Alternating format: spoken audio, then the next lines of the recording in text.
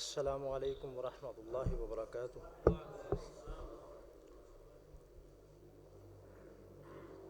وقت کی قلت کے پیش نظر چند ایک باتیں آپ کے گوش گزار کرنا ضروری سمجھتا ہوں، چونکہ مادہ پرستی کا دور ہے۔ اس دور میں ہر شخص کی نظر جو ہے وہ مادے کی طرف ہے، دنیا کی طرف ہے اور دولت کی طرف ہے۔ میں سمجھتا ہوں اس دور میں جو والدین اپنے بچے کو دین کی خدمت کے لیے وقف کر دیتے ہیں وہ سب سے بہترین والدین ہوتے ہیں، اللہ کے ہاں بھی اور دنیا کے اندر بھی۔ یہ اللہ کا وعدہ ہے۔ جیسے اللہ تبارک و تعالیٰ خود بڑی ذات ہے، جیسے اس کی کتاب بہت عظمت والی ہے، ویسے ہی اللہ تبارک و تعالیٰ اس کتاب کے ساتھ نسبت کی وجہ سے اس بچے کے والدین کو اور والدین کو بھی عظمت سے سرفراز فرماتے ہیں۔ یہ میرا اپنا ادارہ ہے، میں یہ نہیں کہتا کہ صرف یہی میرا ادارہ ہے۔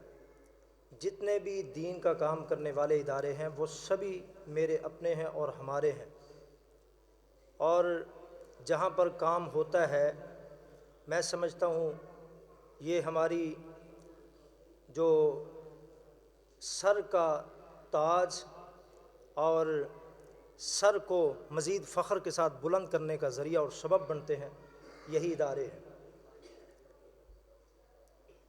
اس ادارے سے ہم نے کسب فیض کیا ہے اور انہی صفوں پہ بیٹھ کر ہم نے پڑھا ہے، اور اسی سے ہم الحمدللہ آگے بڑھے ہیں۔ اللہ کا شکر ہے کہ آج میں بطور امتحان لینے کے بعد منصف کے طور پر آپ کے سامنے کھڑا ہوں۔ چند ایک باتیں ہیں،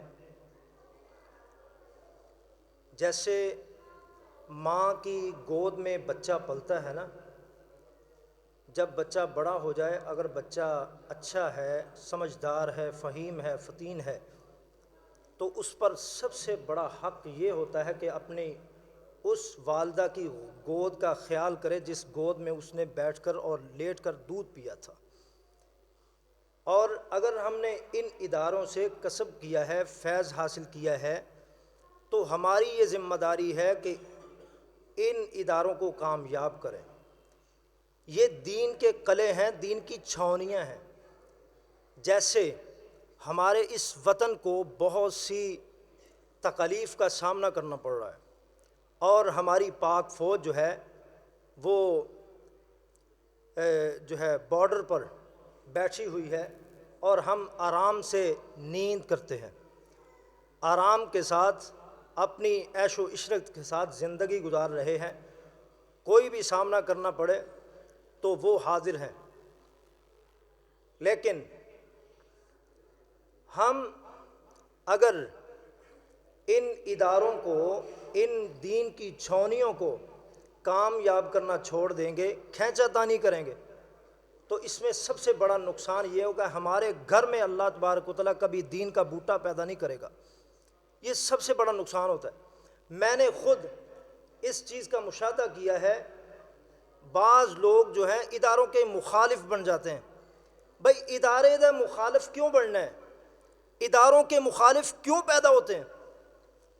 ذاتی اختلافات کو سائڈ پہ رکھ دیں، ادارے کے ساتھ آپ کی ہمدردی ویسی ہی ہونی چاہیے، چونکہ ادارہ تو دین کی چھاؤنی ہے، دین کا قلعہ ہے، دین کے طالب علم وہاں سے پیدا ہوتے ہیں۔ آپ دین کے خلاف اپنے آپ کو کھڑا کیے ہوئے، آپ ذاتی اناء کی بنا پر اپنے دل کی حسد کو اور بغض کو، عداوت کو بھڑکانے کے لیے، دور کرنے کے لیے آپ ادارے کے مخالف بن کر کھڑے ہو گئے۔ ٹھیک ہے، ہمارے اختلافات اپنی جگہ پر ہیں، میں یہ نہیں کہتا کہ کسی کو کوئی کسی قسم کا اختلاف ہو۔ ایک عمومی طور پر میں نے بات کی ہے، مطلق طور پر ہمارے لوگوں میں یہ چیز رائج ہے، یہ چیز نہیں ہونی چاہیے۔ میں نے خود مشاہدہ کیا، میں بات کر رہا تھا کہ کچھ لوگ مخالف بن جاتے ہیں کسی ادارے کے۔ تعلیم القرآن میرا اپنا ادارہ ہے، مسجد محمدی میرا اپنا ادارہ ہے، مرکزی مسجد میرا اپنا ادارہ ہے۔ یقین جانیے جہاں سے بچے پڑھتے ہیں ہمیں رشک آتا ہے کہ وہاں سے طالب علم پڑھ کر نکلتے ہیں۔ لیکن ہمیں ایک بات ضرور یاد رکھنی چاہیے کہ جو ادارہ کام کر رہا ہے اس ادارے پر بہت بڑی ذمہ داری یہ عائد ہوتی ہے کہ بچے کے ایک ایک لمحے کو ضائع نہ کریں، بچے کے وقت کو قیمتی بنائیں۔ ہم ایک بچے کو لے لیتے ہیں، اگر بچے نے اچھی جو ہے آواز بنا لی، لہجے میں اچھائی پیدا ہو گئی ہے، تربیت اچھی ہو گئی ہے، سال ہر سال اسی بچے کی تلاوت لوگوں کو سناتے ہیں، بھئی یہ ہمارا بچہ بہت اچھا ہے، ہماری کارکردگی دیکھو۔ بھئی لوگوں کے سامنے آپ اس چیز کو واضح کیوں نہیں کرتے کہ یہ بچہ جو ہے اتنی دیر ہو گئی اس کو پڑھتے ہوئے، سال ہو گئے، 2 سال ہو گئے، 3 سال ہو گئے، 4 سال کے بعد اس نے یہ کچھ سیکھا ہے، اب یہ کیوں نہیں بتاتے؟ یہ کیوں کہتے ہیں یہ بچہ ماشاءاللہ بہت اچھا پڑھ رہا ہے، اس نے اچھا لہجہ اختیار کیا ہے، اس نے اچھی تعلیم حاصل کی ہے، ٹھیک ہے اس کی خصوصیات اپنی جگہ پر ہیں، لیکن جو کمی کوتاہی اپنی ہے وہ بھی لوگوں کے سامنے بیان کریں، وہ بھی لوگوں کے سامنے واضح ہونی چاہیے، کسی قسم کی اس میں چھپائی نہیں ہونی چاہیے۔ اللہ کو جواب دینا ہے، میں نے اللہ کو جواب دینا ہے، آپ نے اللہ کو جواب دینا ہے، میں نے لوگوں کو دکھانے کے لیے کام کر رہا ہوں، میں تو اللہ کو دکھانے کے لیے کام کروں، یقین جانیے ایک بچہ بھی میرے لیے ذریعہ نجات بن سکتا ہے۔ ایک بچے پہ بیٹھ کر میں درخت کے نیچے بھی بیٹھ کر محنت کروں تو یقین جانیے کل قیامت کے دن میرے لیے وہی بچہ کامیابی کا ذریعہ بن جائے گا۔ میرے لیے کوئی تعداد ضروری نہیں ہے، اور الحمدللہ کل میں نے ان کے ساتھ معاہدہ کیا ہے کہ انشاءاللہ جتنی بھی طاقت ہوئی، جتنا بھی علم ہے، جتنی بھی صلاحیتیں ہیں، ان کو بروئے کار لاتے ہوئے اس ادارے کی کامیابی کے لیے، صرف یہ ادارہ نہیں، میں انشاءاللہ جامعہ تعلیم القرآن بھی پہنچوں گا انشاءاللہ، یہ ہماری مین مسجد جو ہے مرکزی مسجد، وہاں پر بھی میں پہنچوں گا، ہم بچوں کا ایک کمپٹیشن کروائیں گے، اور انشاءاللہ ایک وقت آئے گا، چند منٹ ہیں شیخ صاحب، ایک وقت آئے گا انشاءاللہ سال کے اندر ہمارا پروگرام بن رہا ہے میرا کہ سمندری لیول پہ، تحصیل لیول پہ ایک مقابلہ حفظ القرآن ہوگا انشاءاللہ، اس میں بچے کمپیوٹر پیدا کریں گے انشاءاللہ، اور یہ میں صرف دعوے کے طور پر نہیں کہتا، میں الحمدللہ اس کے متعلق اپنے استاد گرامی حافظ محمد شریف حافظہ اللہ تعالی ان سے مشورہ کر چکا ہوں، ان سے میں نے مشورہ کیا پروجیکٹر کی بنا پروجیکٹر پر اور ٹیکنالوجی کے طور پر یہ سارے جو سسٹم ہیں ان کو لے کر آئیں گے، اور جتنی بھی ضروریات ہیں وقت کے تقاضے کے اعتبار سے ان سب کو پورا کریں گے، اور بچے کو انشاءاللہ ہم قرآن کی تعلیم عام کریں گے۔ اور جو لوگ قرآن پڑھنا نہیں جانتے، گھروں میں بیٹھے ہوئے قرآن نہیں پڑھنا جانتے اور وہ جھجکتے ہیں، بوڑھے ہو گئے ہیں، ان کے لیے بھی انشاءاللہ میں ایک نصاب ترتیب دے رہا ہوں تاکہ ان تک بھی ہمارا نصاب پہنچے، وہ بھی آسانی سے قرآن پڑھنے کے قابل ہو جائے۔ قرآن کے ساتھ ہماری نسبت ایسی ہونی چاہیے، مضبوط ہونی چاہیے کہ ہم قرآن پڑھیں، ہمیں پتہ چلے کہ اللہ ہم سے ہم کلام ہو رہا ہے، اللہ کے ساتھ ہم گفتگو کر رہے ہیں، ہم اللہ سے ہم کلام ہو رہے ہیں، اللہ ہم سے کیا بات کر رہا ہے۔ کبھی قرآن کو پڑھ کر دیکھا ہے؟ قرآن کے حروف پر تلفظ پر خیال کیا ہے؟ قرآن مجید کے 29 حروف ہیں، کتنے حروف؟ 29 حروف ہیں، ویسے مجموعی تعداد نہیں، یہ حروف تہجی کے اعتبار سے 29 حروف ہیں، ان میں 30واں حرف ایڈ نہیں ہے۔ پورے قرآن پاک کو آپ دیکھ لیں، صرف 29 حروف کا مجموعہ ہے، الف با تا سا۔ ایک مثال میں دے کر آپ کو جھنجھوڑوں گا، سمجھاؤں گا کہ قرآن کا کیا تقاضا ہے، قرآن کیا چاہتا ہے ہم سے، ہم کیا کر رہے ہیں، ہم کیا کر رہے ہیں۔ قرآن کے تقاضا جات کو ہم نے پورا کیا ہے۔ پہلی بات دیکھیے، سا ہے اور سین ہے، ہم عام طور پر کیا پڑھتے ہیں؟ تافاسہم تافاسہم، عام طور پر بچے جو ہیں گھروں میں ناظرہ پڑھانے والے جو ہے ہمارے بھائی، اور گھروں میں جو خواتین پڑھاتی ہیں، تافاسہم۔ اب سا ہے اور سین ہے، اب سا اور سین میں اگر فرق نہ کریں تو معنی کیسے تبدیل ہوتا ہے؟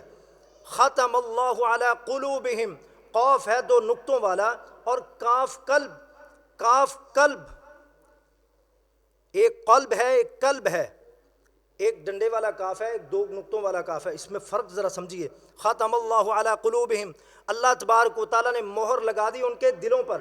اگر یہی کاف ہم ڈنڈے والا پڑھ لیں، مہر لگا دی اللہ نے ان کے کتوں پر، کتنا معنی تبدیل ہو گیا۔ ہم نے یہ سمجھا کہ قرآن ٹھیک ہے ایسے ہی پڑھ لیں تو اجر اللہ نے دینا ہے، کوئی بات نہیں ہے، بھئی اللہ کا قانون ہے، اللہ نے ایک حرف جو نازل ہی نہیں کیا آپ کیسے پڑھ سکتے ہیں؟ آپ کیسے کہتے ہیں میں ایسے پڑھ لوں تو کوئی بات نہیں ہے؟ 29 حروف کو آپ سیکھیں، اس کا مجموعہ سیکھیں، یہ صرف 17 حروف پر مشتمل ہے، 17 حروف کا مجموعہ آپ سیکھ لیں تو 29 حروف آپ کو آ جائیں گے۔ یہ چھوٹی سی بات تھی۔ آگے میں ایک بات جو ہے آخری ایجنڈے کے طور پر انشاءاللہ اسی رمضان میں میں انشاءاللہ اس ادارے کی حفظ کی جو رپورٹ ہے وہ انشاءاللہ چیک کروں گا، اور پھر اس رپورٹ کو مد نظر رکھتے ہوئے آئندہ رمضان کے بعد ہم اس چیز کو لاگو کریں گے جو میں چاہتا ہوں، تاکہ بچہ جو ہے کمپیوٹر پیدا ہو سکے۔ ایک بچہ جو 2 سال میں حفظ کرتا ہے، ہم انشاءاللہ کوشش کریں گے 1 سال میں فارغ کریں اس کو۔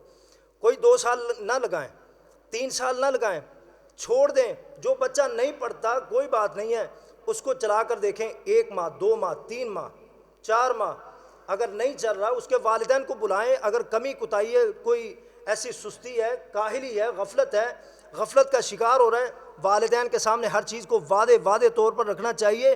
والدین سے کسی چیز کو اوٹ میں نہیں رکھنا۔ والدین کو پتہ نہیں ہوتا ہمارے بچے کام کر رہے ہیں، ہمارے ادارے بچوں کے ساتھ زیادتی کرتے ہیں، اور جو ہے وہ والدین کے ساتھ زیادتی ہو رہی ہے۔ ہم کہتے ہیں ہم نے بچوں کو بھیجا ہوا ہے مدرسے میں پڑھ رہے ہیں، بعض اوقات بچوں کا وقت ضائع ہو جاتا ہے، 10 سال لگا کر بچے نہیں پڑھتے، بعد میں کہتے ہیں بچے کا قصور تھا۔ انا للہ۔ یہ میں اپنے دل کا ایک جو ہے اظہار کر رہا ہوں، یہ ہمارے اداروں میں چیزیں چلتی ہیں، میں ادارے کی کمی اور کوتاہی کو بھی سامنے رکھنا چاہتا ہوں، اور جو ہمارے لوگوں میں کمی کوتاہی ہے اس چیز کو واضح کرنا چاہتا ہوں کہ ہم بھی اس کمی کو کوتاہی کو دور کریں۔ انشاءاللہ اس میں کامیابی اور کامرانی کا ذریعہ بنے گا۔ دوسری، انشاءاللہ میں چند دن پہلے قاری صہیب صاحب ہمارے استاد ہیں، ان سے ہم نے جو ہے کسب کیا تھا اور دورہ کیا تھا، ان کے ادارے میں ہم پہنچے تھے، وہاں پر ہم نے ان کا نصاب لیا ہے۔ انشاءاللہ میری کوشش ہے اس نصاب کو یہاں پر لاگو کریں، اور اس نصاب میں سب سے بڑی جو اہم چیز ہوگی وہ یہ ہوگی، ہر بچہ جیسے حافظ قرآن ہے، مضبوط حافظ ہے، ساتھ ساتھ ویسے ہی ایک بہترین مقرر بھی ہوگا۔ ہر نماز کے بعد انشاءاللہ ایک تقریر ہوگی، وہ بچہ چند آیات پر اور چند احادیث پر مشتمل ایک تقریر وہ یاد کرے گا، اور اس کو ہر نماز کے بعد جو ہے اس کی ڈیوٹی ہوگی۔ اور اس کے بعد انشاءاللہ جو ہے 10 بچے ایسے تیار کریں گے جن کو مقابلے کے لیے تیار کیا جائے، اور کل تعداد جو ہے ہماری 15 پر پہنچے گی انشاءاللہ۔ 15 کے بعد ہمارا داخلہ بند ہو جائے گا۔ اس کے بعد ہم 2 سال کے بعد داخلہ دیکھیں گے، اگر بہتری آتی ہے تو پھر ہم 2 سال کے بعد کوشش کریں گے داخلہ کتنا کھولنا ہے یا کتنی ضرورت ہے ہمیں۔ ہم یہ نہیں چاہتے کہ 100 بچہ ہو جائے تو جن میں سے 15 بچے یا 20 بچے پڑھنے والے ہیں اور باقی بچوں کا ہم وقت ضائع کریں، ہم یہ نہیں چاہیں گے۔ اور ہر ایک کی جو ہے رپورٹ جو ہے ہم انشاءاللہ اپنے استاد گرامی حافظ محمد شریف صاحب حفظہ اللہ تعالیٰ ان کے پاس رکھ کر ان سے مشورہ کریں گے کہ اس بچے کو کیسے چلانا ہے، اور اس بچے کی یہ رپورٹ ہے، یہ پروگرس ہے، اس بچے کے متعلق آپ ہمیں مشورہ دیں۔ انشاءاللہ آپ دعا گو رہیں، انشاءاللہ اس ادارے کی کامیابی کے لیے آپ بھی دعا کریں، اور ہم بھی انشاءاللہ کوشش کرتے ہیں، اور یہ ہماری کوشش ہے۔ اللہ تعالیٰ ہمیں اس پہ پورا اترنے کی توفیق عطا فرمائے۔ یہ کوئی زبانی دعویٰ نہیں ہے، انشاءاللہ میری کوشش ہے پوری، اپنی جو ہے تمام صلاحیتوں کو انشاءاللہ ہم خرچ کریں گے، لگائیں گے۔